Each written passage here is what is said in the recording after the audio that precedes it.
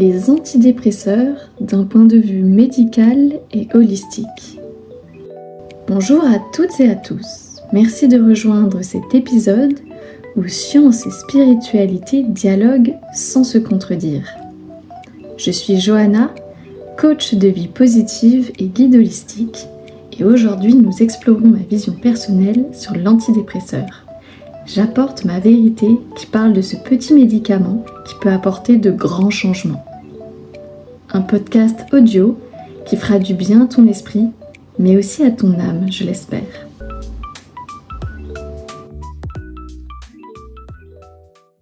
Ce que je dis ici aujourd'hui n'est ni une promesse magique, ni une condamnation. C'est une invitation au discernement éclairé, et mon avis ne remplace en aucun cas celle d'un professionnel de santé qui a étudié de près ces médicaments et connaît les risques possibles quand on en fait usage. Si vous envisagez le chemin de la prise régulière ou spontanée, d'un élan temporaire ou à long terme, discutez-en avec un psychiatre ou un médecin prescripteur et écoutez surtout cette vérité qui résonne en vous avec discernement et intuition. Le médicament n'est jamais LA solution miracle. Pour imaginer l'antidépresseur, imaginez mettre un pansement ou même plusieurs sur une plaie profonde qui souvent laisse une cicatrice à vie. Les pansements protègent la blessure un temps, l'empêchent de s'infecter davantage et de laisser couler le sang qui ne s'arrête plus de couler. C'est donc une solution temporaire mais superficielle du problème. Le médicament est cette réponse pragmatique immédiate dans un cadre médical et thérapeutique. Je vais commencer dans ce podcast par poser les bases pratiques avant d'en donner une vision plus spirituelle et émotionnelle. Tout d'abord, on utilise la médication surtout pour la dépression majeure et certains troubles anxieux, parfois avec des comorbidités. Sur le plan neurobiologique, les antidépresseurs agissent principalement sur les circuits des neurotransmetteurs, comme, je pense que vous connaissez, la sérotonine, la noradrénaline et parfois la dopamine. Ces mécanismes peuvent favoriser une amélioration graduelle de l'humeur, de l'énergie, tout en soutenant la plasticité du cerveau à long terme. Chaque profil est unique, a ses symptômes uniques, et les effets de l'usage des médicaments varient selon les personnes également. Le rôle du médecin prescripteur à ce moment-là est clé. Évaluer les symptômes, choisir le médicament adapté, surveiller les effets indésirables et ajuster les dosages en fonction.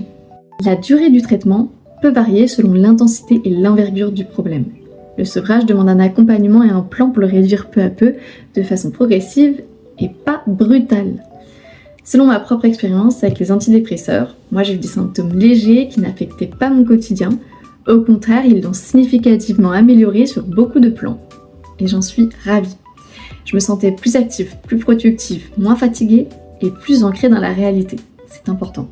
Selon moi, lorsque tu te tournes vers cette décision de manière réfléchie et consciente, il est important d'envisager 3 choses à la fois, médication mais aussi thérapie et mode de vie sain.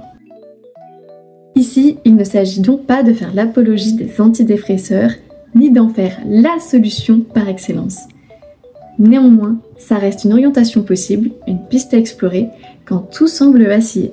Lorsque la dépression et l'anxiété s'installent au point de devenir invivables, de brouiller notre présence au monde et d'éteindre notre lumière intérieure. D'un point de vue du regard de l'autre, j'aime rappeler que le combat pour parler de son choix et rester affirmé dans son positionnement reste à ce jour un combat très courageux et souvent assez solitaire. Lorsqu'on ose rappeler que certains traitements sauvent des vies et que c'est même prouvé scientifiquement parlant, les résistances sont nombreuses, surtout parmi les générations anciennes. Pourquoi ? Parce que cela remet profondément en question leur éducation, leur mode de fonctionnement qui leur ont été inculqués depuis jeunes, sans leur donner le droit de s'y opposer bien sûr, leur idée toute faite, leur trauma enfui, leur déni parfois volontaire, mais aussi leurs émotions non guéries qu'ils ne ressentent parfois même plus. Ils refusent de reconnaître la profondeur du mal-être de ce que les autres ressentent avec une intensité forte que eux n'ont pas eu le courage d'assumer. Les plus courageux osent la phrase « je ressens de la tristesse et pourtant il ne m'est rien arrivé de grave » d'un point de vue objectif et rationnel, mais la tristesse s'est installée chez moi comme une amie intrusive et elle est omniprésente. Ces personnes qui ont le vague à l'âme ne sont ni faibles ni égarées, mais elle porte plutôt un poids, devenu trop lourd, celui des blessures vécues dans cette vie ou des mémoires plus anciennes, des douleurs de vie passées, transgénérationnelles, spirituelles, qui se croisent et se frôlent sans parfois véritablement se rencontrer et faire le point. Aussi, il existe un profond malaise à dire en société « Je suis trop anxieux, on m'a diagnostiqué un stress post-traumatique, je dois prendre ce médicament ». Peu importe les raisons, puisque ta raison à toi est aussi légitime que celle de ton voisin, même si elle n'y paraît pas au premier abord. Chacun sa blessure, chacun son regard sur elle, chacun sa façon de la penser. On n'ose pas dire que oui, le doute est envahissant, que la souffrance nous suit partout, que nos pensées sont les paroles d'une seule et même chanson, chaque jour qui tourne en boucle dans notre tête comme un disque rayé. Le mal a dit, c'est la somatisation du corps, car il n'en peut plus. Le corps tombe malade parce que notre vie est devenue chaotique à cause d'un mental confus, désordonné. On sait que les autres ne se sont pas exprimés, que nous non plus on ne s'est pas exprimé, qu'on n'a pas été authentique, qu'on a eu peur d'admettre notre vulnérabilité, qu'on a préféré mentir aux autres et à nous-mêmes. On n'ose pas dire qu'on a pensé à quitter ce monde trop absurde, trop étroit pour nous, que la cohabitation avec les autres est devenue trop compliquée, mais que rester seul ne semble pas envisageable non plus. On n'ose pas dire qu'on fait du surplace dans un tunnel et qu'on le fait volontairement parce qu'on ne veut pas trouver la lumière, qui serait trop vive pour nos yeux rester fermés trop longtemps. On n'ose pas dire que notre foi en nous s'éternise, donc on n'a plus foi en rien, qu'être guidé nous a menés vers des impasses et qu'on n'a pas pu retourner à l'endroit de l'insouciance et de la légèreté. Quand la quête intérieure semble avoir échoué, l'on ne distingue plus la frontière entre le bien et le mal, et que le bien ne semble plus être une vocation assez grande puisqu'on reste les yeux fermés. Le soleil est là, mais tu le trouves trop lumineux, t'en es jaloux et tu ne sais pas comment l'atteindre. C'est dans ce croisement qui semble être interminable qu'on perd le pouvoir de notre boussole intérieure, l'autosabotage devient notre temple, notre refuge familier, notre zone de confort. J'ai aussi un avis plus holistique de la médication que je vais vous présenter ici. Pour moi, c'est bien de reconnaître la valeur de la science tout en écoutant son intuition. Certaines philosophies ouvrent des espaces de clarté, ce que j'appelle des espaces sacrés, dans le sens que le cœur se connecte enfin à l'essentiel, au grand tout, à cette foi finalement divine, même si son nom n'est pas forcément Dieu, dans laquelle on y sent de la chaleur, de l'amour, de la vérité, de la joie finalement. Tu n'es pas seul à ressentir cette tristesse, il y en a d'autres qui la ressentent. Et si tu penses que tu es la vie la plus misérable, ton ego est encore en train de s'illusionner pour te maintenir là où il veut et rester dans ce qu'il connaît déjà.